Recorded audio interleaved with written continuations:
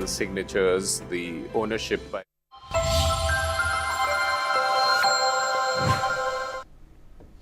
Hello and welcome. I'm Pratap Singh. You're joining us on Newsx. Let's get started with the top stories.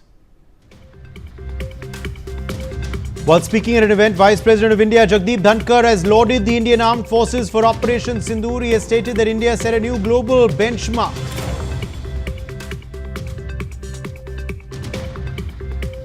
Seven all-party delegation will soon visit key partner nations carrying India's message of zero tolerance to terrorism. Members of Parliament leading the seven delegations include Shashi Tharoor, Ravi Shankar Prasad, Sanjay Kumar Jha, Baijayant Panda, Kanimozhi Karunanidhi, Supriya Sule and Shrikant Shinde. As the centre publishes the list of who lead the all-party member delegations, Jairam Ramesh reveals that the Congress did not submit Shashi Tharoor's name. Instead, the Grand Old Party recommended Anand Sharma, Gaurav Gogoi, Syed Nasir Hussain and Raja Brar.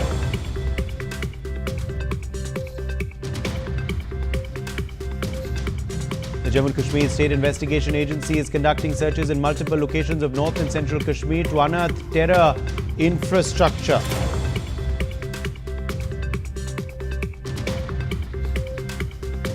The BSF Jawans on the international border destroy 7 Pakistani posts during the 4-day-long conflict between India and Pakistan. 3 Pakistan Army Jawans killed during this. Additionally, around 18 to 20 terrorists neutralized as well. The BJP is organizing Tiranga Yatras across the country from Assam to Gujarat, Jammu Kashmir to Karnataka. Senior BJP leaders lead these rallies where the tricolour is flying high. Mumbai International Airport and Taj Mahal Palace Hotel have received bomb threats. These threats were sent via email to the Mumbai police. Security agencies have commenced an investigation now to this threat. Aviation firm Celebi moves the Delhi High Court against the Indian government's move to revoke its security clearance. In its plea, Celebi Airport Services India claims the decision was based on vague national security concerns with no specific justification given. 6 Indian nationals, including a Haryana-based travel blogger, have been arrested for allegedly passing sensitive information to Pakistani operatives. The network spanned across Haryana and Punjab, with key operatives acting as agents, financial conduits and informants. Amongst the accused is Jyoti Malhotra, who ran the YouTube channel Travel with Joe. Authorities revealed that she visited Pakistan in 2023 after acquiring a visa through commission agents. During her trip, she developed close ties with Ehsan-ur-Rahim alias Danish, a staffer at the Pakistan High Commission in New Delhi. Danish, who has since been declared persona non grata by the Indian government and expelled on the 13th of May 2025, allegedly introduced Jyoti to multiple Pakistani intelligence operatives. On encrypted platforms like WhatsApp, Telegram and Snapchat, Jyoti remained in touch with operatives including Shakir alias Rana Shehbaz, whose number she saved as Jat Randhawa. She allegedly shared sensitive information concerning Indian locations and was actively used to project a positive image of Pakistan on social media. Jyoti has been charged under Section 152 of the Bharatiya Nyaya Sanhita and Sections 3, 4 and 5 of the Official Secrets Act 1923. A written confession has also been obtained and the case has been handed over now to the Economic Offences Wing, Hisar. This arrest follows that of 25-year-old Devendra Singh, a resident of Mastgarh village, on charges of spying for Pakistan's intelligence agency ISI. Deepak Sharma is joining us for more details on this story. Deepak, take us through the details of this fresh arrest.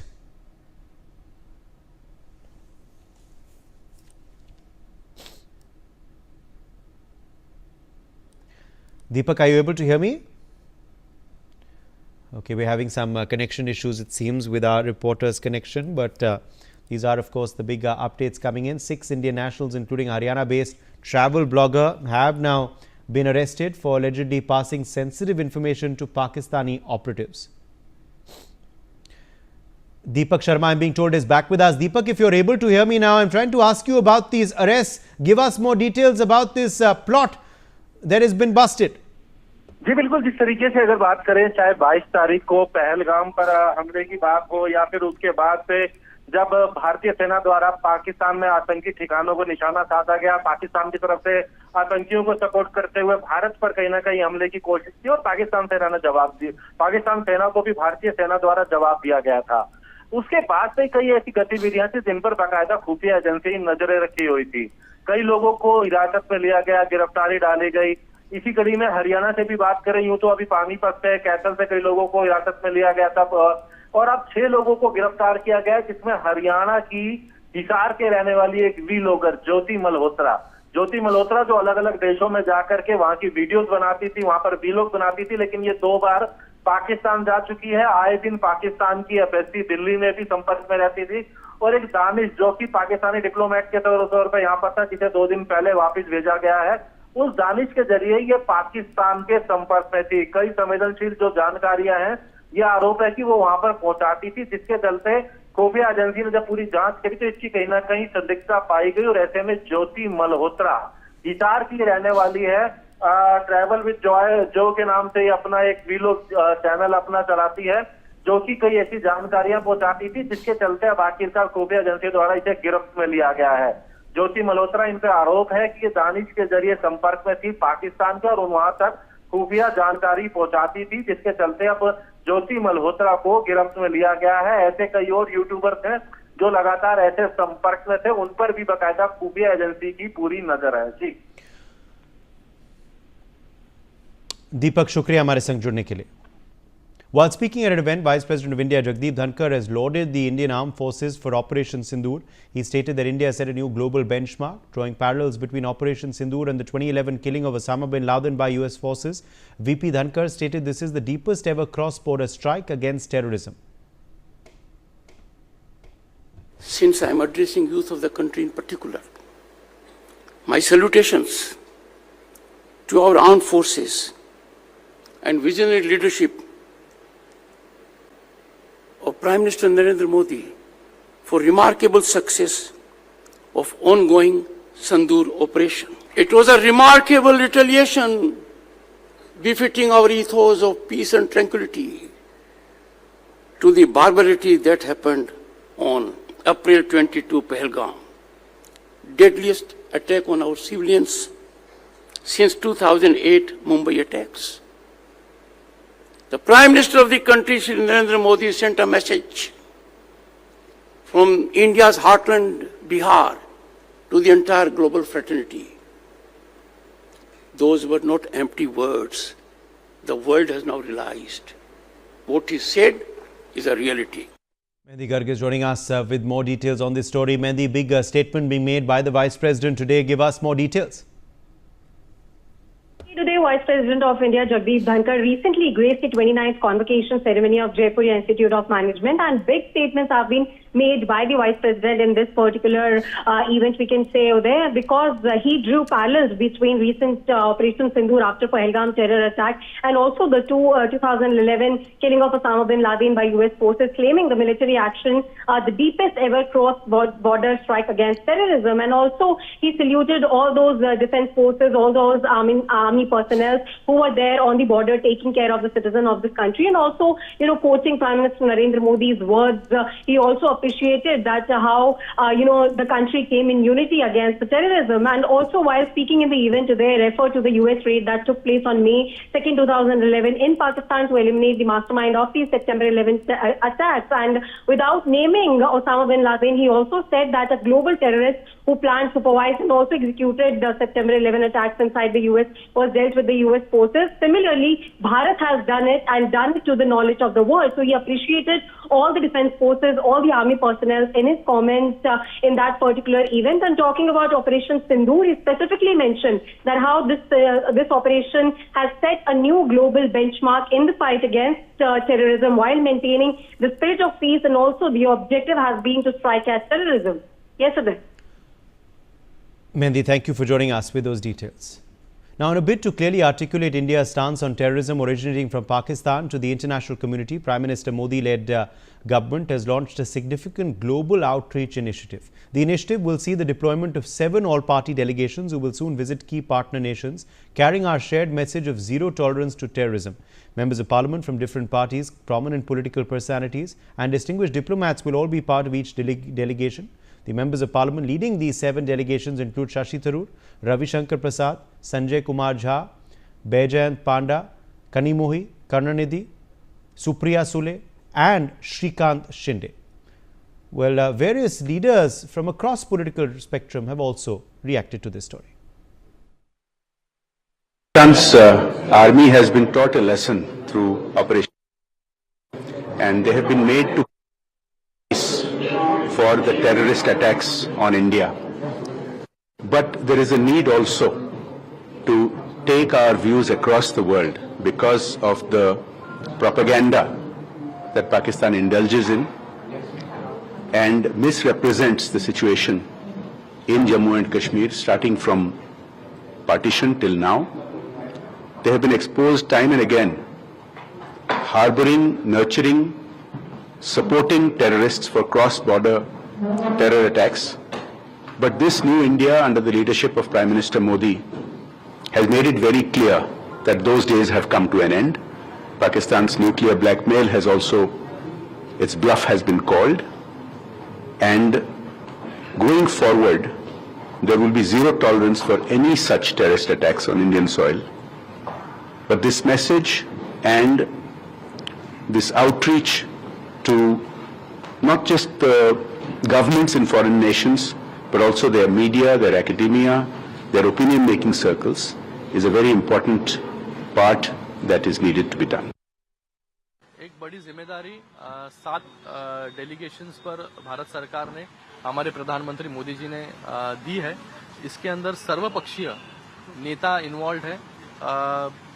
NDA के नेताओं को जिम्मेदारी दी है, उसी तरीके से opposition parties के नेताओं को भी जिम्मेदारी दी है हर एक डेलीगेशन लीड करने की। मुझे लगता है ऑपोजिशन में से 3 से 4 डेलीगेशन ऑपोजिशन पार्टीज लीड कर रही है।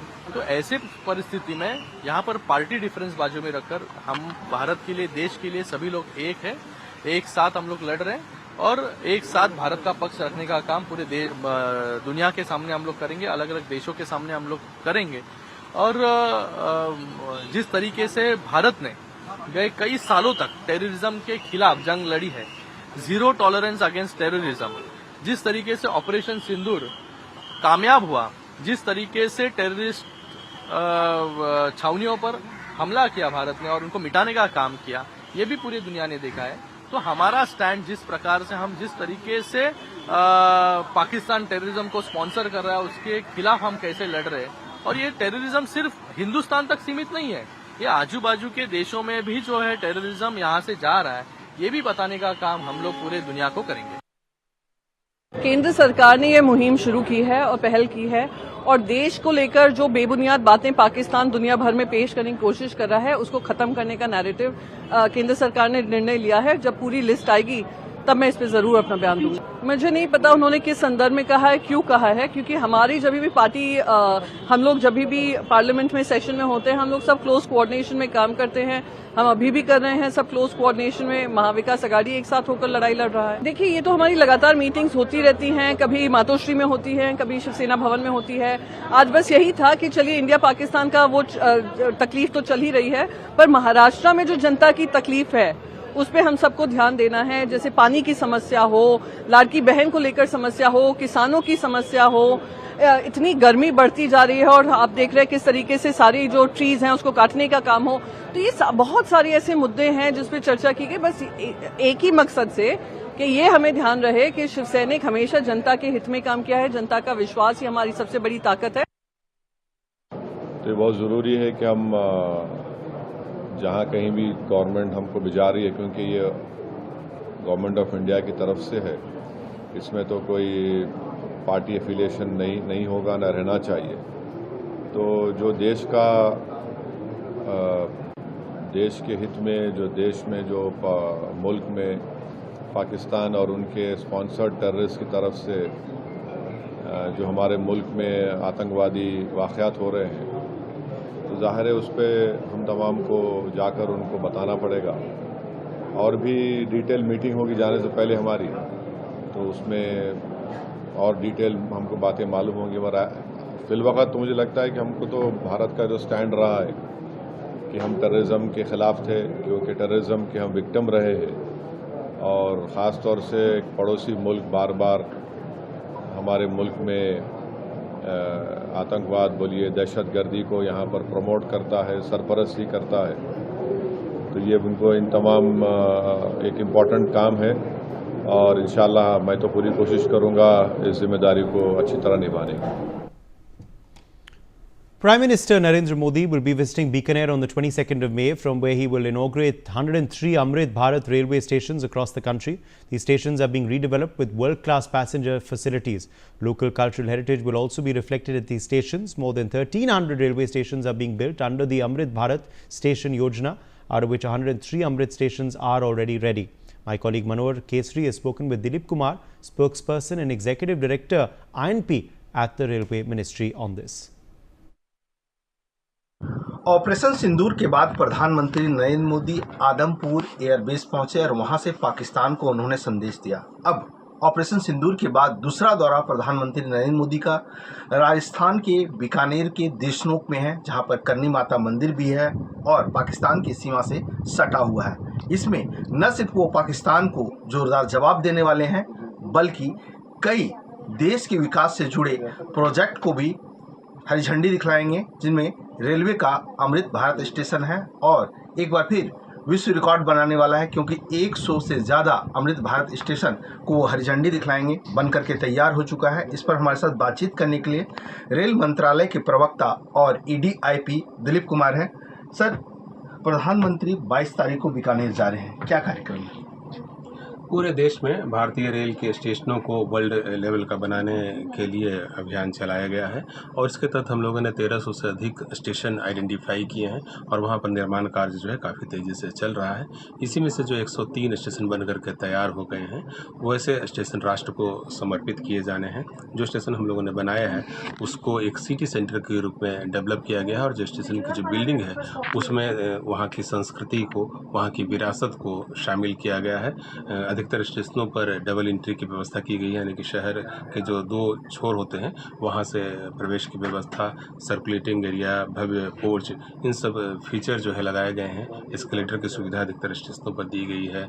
आधुनिक शौचालय बनाए गए हैं। दिव्यांगजनों के लिए जो फ्रेंडली शौचालय होते हैं उसकी व्यवस्था की गई है। निःशुल्क वाईफाई और बेहतर यात्री सूचना प्रणाली भी हम लोगों ने लगाया है। तो वो इस प्रकार के कुल जो 103 स्टेशन बन करके तैयार हुए हैं, उसमें से उत्तर प्रदेश में 19 स्टेशन, गुजरात में 18, छत्तीसगढ़ में 5, झारखंड में 3, बिहार में 2, कर्नाटक राज्य के 5, केरल के 2, मध्य प्रदेश के 6, महाराष्ट्र के 15, राजस्थान राज्य के 8 और तमिलनाडु के 9।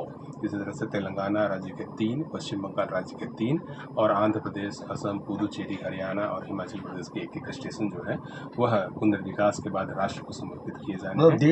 देश के कई राज्य, ऑलमोस्ट सभी राज्य जो है वो इससे कनेक्ट हो रहे हैं। कनेक्ट तो है, लेकिन एक अत्याधुनिक चीज़ों को प्रदर्शित करने वाले हैं, क्योंकि भारतीय रेल देश की जीवन रेखा है और यात्रियों को नई अनुभूति देने की हमारी जो कोशिश है, भारतीय रेल को और भारतीय रेल के स्टेशनों को आधुनिक और भव्य बनाने की जो हमारी योजना है उसके तहत यह काम किया गया। और यह काम निश्चित रूप से जब पूरे देश में हो रहा है और जो स्टेशन बन करके तैयार हो रहे हैं उनको हम लोग राष्ट्र को समर्पित कर रहे हैं। इसमें आप हिमाचल प्रदेश के राज्य भी शामिल है और जो हमारा केरल राज्य है उसके स्टेशन भी शामिल है।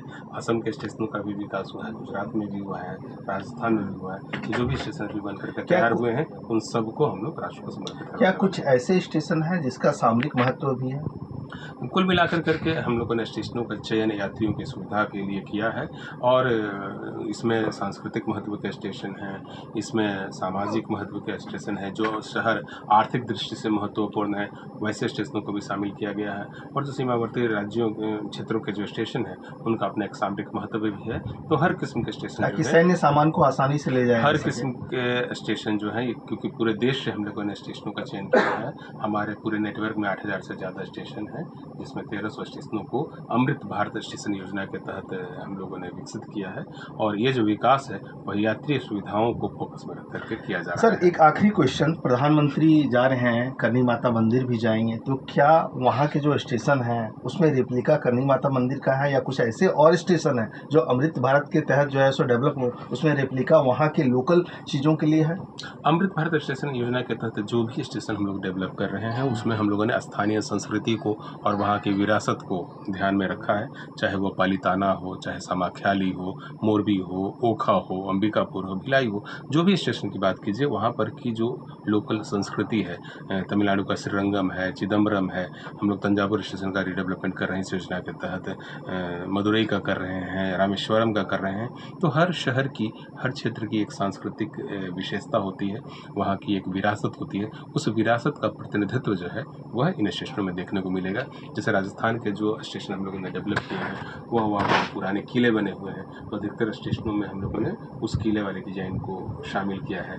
जो स्टेशन साउथ में बन रहे हैं, वहाँ पर हम लोग ने द्रविड़ शैली के गोपुरम लगाए हैं, चाहे तो वह श्रीरंगम का स्टेशन हो या जो भी नव विकसित किया जा रहा स्टेशन है हमारा रामेश्वरम का, तंजावुर का और मदुरई का, इन सब स्टेशनों पर हम लोगों ने गोपुरम लगाने की व्यवस्था की है। तो कोशिश यह है कि जिस प्रदेश की जैसी संस्कृति है, उस संस्कृति का प्रतिनिधित्व हमें स्टेशन पर मिले, हम स्टेशन को उस संस्कृति के साथ एक समावेशित रूप से शामिल कर सके और पड़ोसियों को मुंहतोड़ जवाब दे सके इसके जरिए, विकास के जरिए। हमारी कोशिश है कि पूरा देश एक भव्य और वर्ल्ड क्लास अनुभूतियों से होकर के गुजरे, और इसी कोशिश के तहत इन सभी स्टेशनों का विकास किया गया है। चलिए, आपका बहुत बहुत धन्यवाद। तो दिलीप कुमार ने बताया कि किस तरह से भारत सरकार, भारतीय रेलवे ने अमृत भारत स्टेशन को डेवलप किया है और इसका सामाजिक, आर्थिक और सांस्कृतिक महत्व है, और प्रधानमंत्री नरेंद्र मोदी संस्कृति और विरासत के साथ साथ विकास की ओर देश को आगे ले जा रहे हैं, और इसके साथ साथ पाकिस्तान को इसके जरिए मुंहतोड़ जवाब भी दे रहे हैं। Manohar Kesari, India news, Delhi. The US Supreme Court has extended a block on the Trump administration from deporting suspected Venezuelan gang members who are being detained in parts of Texas to a mega prison in El Salvador under Wartime Powers Act.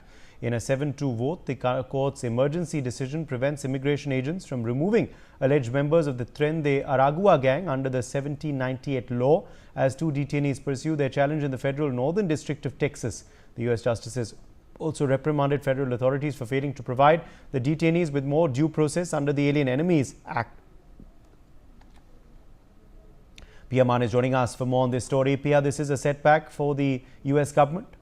Indeed, major blow for the U.S. government. As you pointed out, it was a 7-2 vote, and there were just two, in fact, justices in the U.S. Supreme Court leaning towards the conservative side who had, in fact, dissented. What's interesting is that the court itself, a majority of the judges are conservative in their leanings, but this time only two justices, Clarence Thomas and Samuel Alito, had in fact dissented.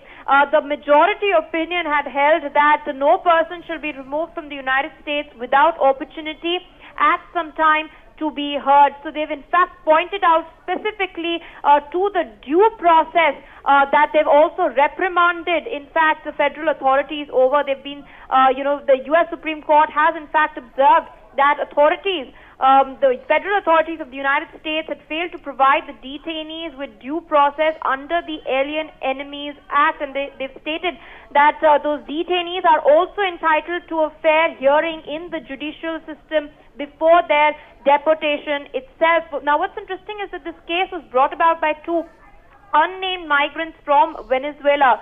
They were identified only by their initials, and they are currently being held in a detention center in North Texas as they face deportation.